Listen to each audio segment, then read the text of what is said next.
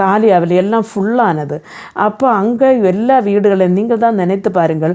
பிரசவம் அடுத்த ஒரு தன்னுடைய மனைவியையும் கொண்டு இந்த யோசப்பும் இந்த மனிதன் ஒரு வாலிப பிள்ளை இந்த வீடுகள் தோறும் ஏறி இறங்கி என் மனைவி எவ்வளவு அழுது கேட்டிருப்பார். என்னுடைய மனைவிக்கு பிரசவ சமயம் எடுத்தது, அதனால் எனக்கு எப்படியாவது ஒரு இடத்த கொடுங்கன்னு சொல்லி வீடு அந்த ஒவ்வொரு அந்த ரூம்களாக ஏறி இறங்கி இருப்பார், வீடுகளாக. ஆனால் எல்லாரும் சொன்னது ஒரே ஒரு வார்த்தை தான், இங்கே இடமில்லை என்று.